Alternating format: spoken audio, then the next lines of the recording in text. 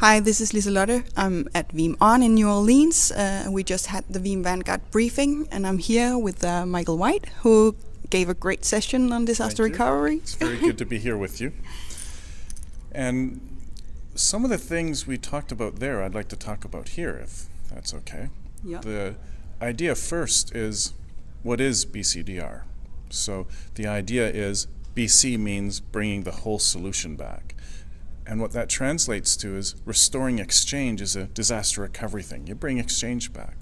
But that doesn't mean that people can use it. There may not be DNS, there may not be DHCP, there may not be desktops.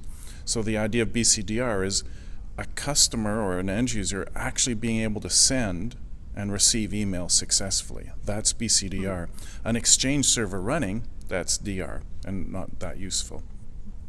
The other part of that that's really interesting to me, because I learned the hard way, that an application isn't what people think. An application isn't SharePoint, it isn't Exchange. I mean, it sort of is, but it's all of the support material that goes with them, the DNS, the domain controllers, so the credentials, the DNS, all of that stuff together. So Exchange, at one of my past employers, Exchange was 24 different virtual machines. Oh, wow. And then there was the domain controllers, the DNS, and all of that. But all of that together is Exchange. Mm-hmm. And why that's important is that's what you protect. You don't protect everything. No. You protect applications. And together, that becomes everything. Because most disasters aren't actually the whole data center, they're a piece of the data center. Mm-hmm.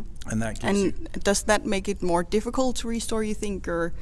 Well, it does, actually. Yeah, I think so. If you protect everything and you just lose a little piece, you have to restore everything. Yeah. Or you have to recover, pardon me. Mm-hmm. So by understanding what your applications are and packaging them and protecting them as applications, then when the crisis occurs, you only have to recover exactly what you need. Yeah. So that's a really big deal. And again, I learned that the hard way, where a customer did in fact protect everything. They were very rich. They protected everything. And then they had a building power supply problem that only cut out a piece of their data center. Oh. And so all they wanted to do was recover email to take them through a weekend, except they had to restore everything. And so it was a big outage. It was very painful. Mm-hmm.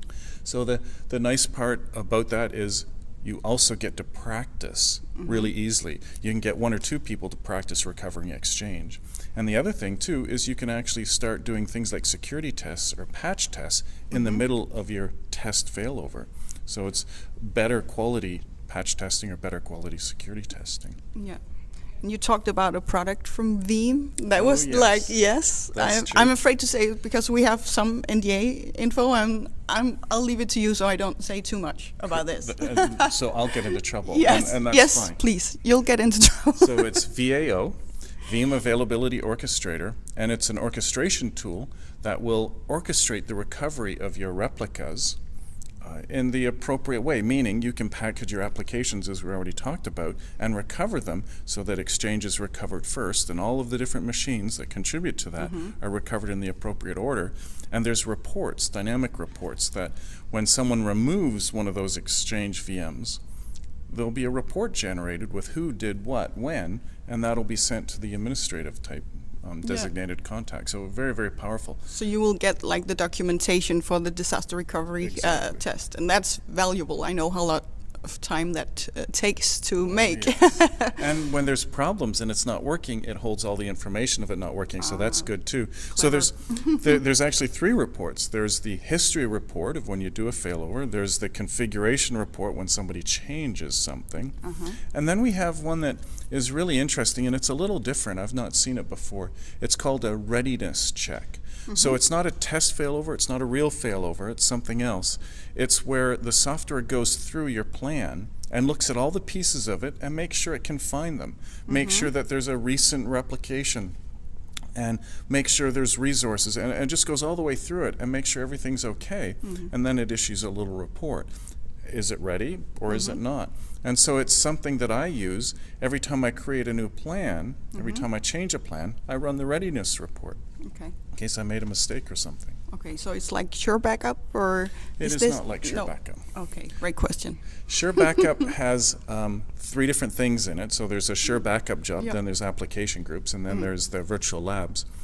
and it's a little bit tricky. And VAO, we're actually doing it differently than Sure Backup. We still use the virtual labs, that's where your tests occur, but we're putting in an audit trail, we're putting in a lot of extra functionality, and that's what makes the product VAO. Yeah, very interesting. So, and you had a lot of real life experience from that. You have great examples on how it can fail, because a lot of it's fragile to make like disaster recovery. A lot of very true. elements. One of the fun ones that really caught me by surprise is I had a really good customer. They spent lots of money, whatever I needed I could get, and we had a ship that was a stationary ship. It didn't move. And the data center in it, we had spare computers, we had everything if there was any kind of crisis. So on a whiteboard, I did all the things that could go wrong, and we had most of them covered by spare gear on board ship. And one of the things I calculated into all of that was if there was a fire somewhere and things got wet. So we had a really good electricity cutoff, and it's easy to dry things out with a hairdryer, and it would have been fine.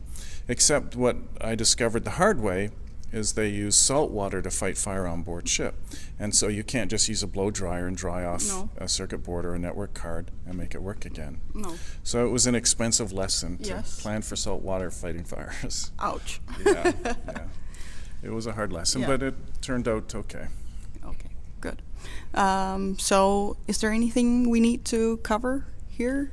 Well, this was a longer session, so you had a lot of points. I think like the statistical things about what happens if you cannot recover in your company, you may not survive as a company. Yeah, that's very true, and there's lots of evidence that supports that.